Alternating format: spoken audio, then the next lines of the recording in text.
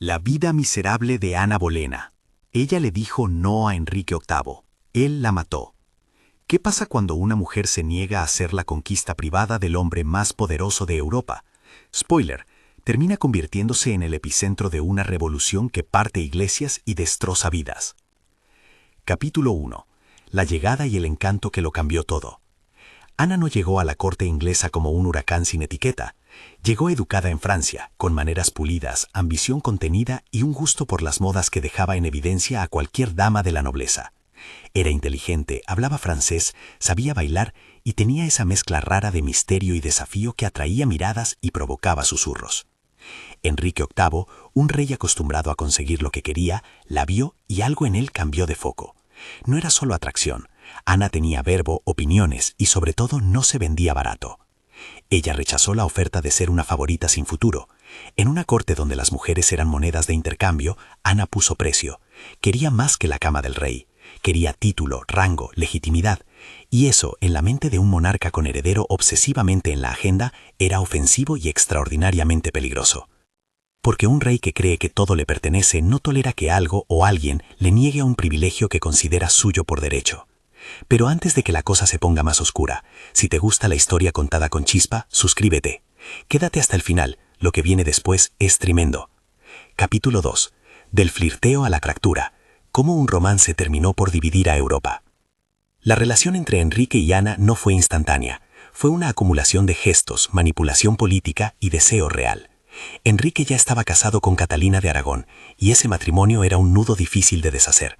Alianzas diplomáticas, religión y la sombra de Roma. Ana, sin embargo, no quiso ser la amante de segunda clase ni aceptó un destino que la relegara al silencio. Exigir reconocimiento oficial implicaba un choque directo con la autoridad papal. La negativa de Ana a aceptar el papel de amante complaciente empujó a Enrique a buscar soluciones radicales. El rey, frustrado por la falta de un heredero varón y por perder el control sobre su vida íntima, inició una maquinaria política que terminó en la ruptura con la Iglesia Católica. Sí, la decisión que hoy estudiamos en los libros de historia como la Reforma inglesa tuvo en parte raíces personales. ¿Fue solo por amor y sexo? No. Fue una mezcla letal de poder, orgullo y necesidad dinástica.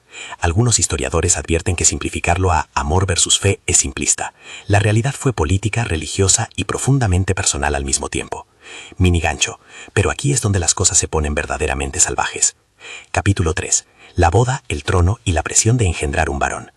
Ana consiguió lo que quería, un matrimonio.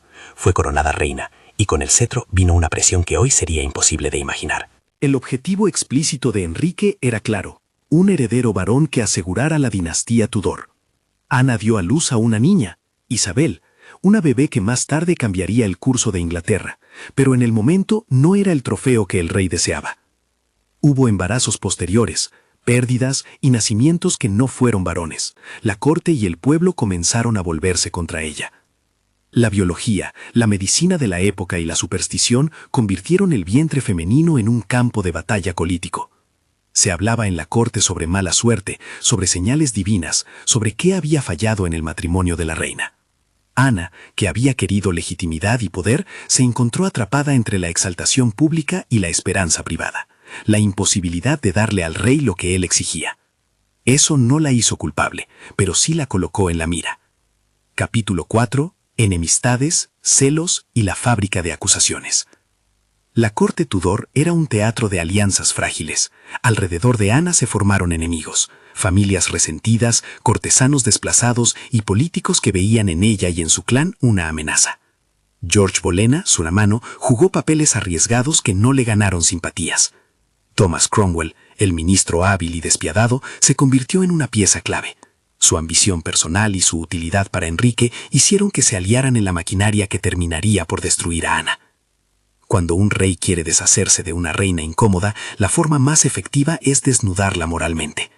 Acusaciones de adulterio y hasta de incesto fueron lanzadas con una rapidez criminal.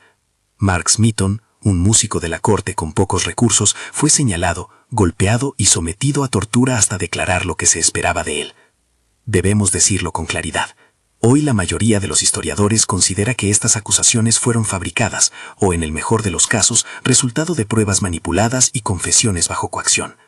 La justicia, que en teoría debía ser el refugio de la verdad, se transformó en deliberada pantomima. Mini gancho. No fue un solo golpe, fue un complot con guión y actores. Capítulo 5. El proceso. Teatro, prisa y sentencia. El juicio contra Ana fue más espectáculo que tribunal. Las pruebas eran endebles, las declaraciones, muchas veces obtenidas por fuerza o por miedo, y el veredicto parecía escrito desde antes. Enrique necesitaba una salida que le devolviera tranquilidad dinástica y de paso limpiara su conciencia pública. La corte halló lo necesario: culpas públicas, un sentido de escándalo que justificara la eliminación de la reina. Entre acusaciones de infidelidad y delitos contra la moral, el espectáculo culminó en condena. Debemos recordar que el concepto moderno de juicio justo no aplicaba en la misma forma, pero incluso para los estándares de entonces hubo quienes levantaron cejas. Algunos historiadores debaten hasta qué punto Enrique participó activamente en la maquinaria de la condena, o si se dejó llevar por sus consejeros. Sea como fuere, la decisión política estaba tomada. Capítulo 6. La Torre de Londres. Reclusión y últimos días. La torre no era solo una prisión, era el escenario definitivo del castigo político. Ana pasó sus últimos días allí, aislada, sometida a la incertidumbre y a la humillación pública que precede a la ejecución. Los relatos de sus cartas, sus visitas y las pocas palabras que sobrevivieron muestran a una mujer compleja, orgullosa, arrepentida en alguna medida, tal vez serena, tal vez rota. Es difícil separar la leyenda del hecho puro.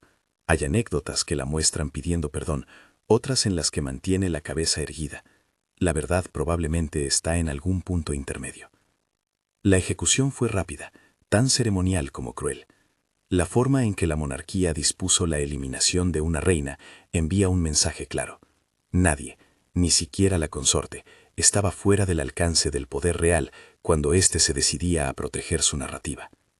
Minigancho. Y mientras se cerraba ese capítulo, algo insospechado crecía fuera del palacio. Capítulo 7. El legado. Isabel y la ironía de la historia. Ana Bolena fue enterrada, y su tumba fue discreta. El final humano fue silencioso, quizá olvidado por muchos en su tiempo, pero la historia tiene un sentido del humor retorcido.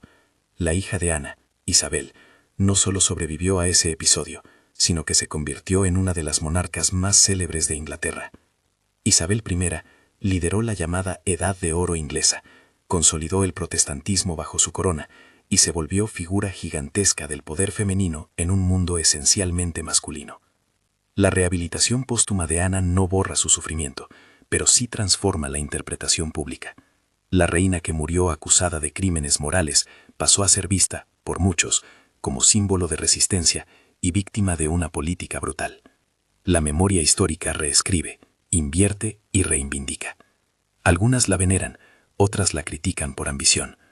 Lo cierto es que su historia dejó marcas profundas. Un rey cambió de iglesia, una dinastía se aseguró y una reina emergió para reescribir la gloria inglesa. Reflexión final. ¿Qué nos deja la tragedia de Ana Bolena? Hay una lectura inevitable. La vida de Ana muestra cómo el cuerpo y la voluntad de una mujer fueron tratados como herramientas políticas. Su negativa a ser una consumible más fue paradójicamente su sentencia. Este no es un cuento moral simple, es la ilustración de cómo el poder personal se transforma en política masiva, de cómo un capricho real puede reconfigurar instituciones enteras. Enrique VIII no mató solo por despecho, utilizó el aparato del Estado para legitimar esa eliminación. Eso nos obliga a mirar las instituciones con ojo crítico y recordar que las decisiones privadas de los poderosos tienen consecuencias públicas y a menudo devastadoras. Al mismo tiempo, hay una ironía histórica. Ana pierde la vida, pero gana la historia. Su nombre sigue vivo porque su hija escribió una era entera. Eso por sí solo es una venganza retórica que ninguna ejecución pudo borrar. Así que la pregunta que dejo aquí, para que la discutas en los comentarios: ¿habrías sobrevivido en la corte Tudor? ¿Te hubieras sometido, negociado o plantado cara? Déjamelo abajo. Comparte este video con alguien que ame los dramas reales y si te gustó este formato, suscríbete para más historias donde el poder y el ego chocan de forma espectacular.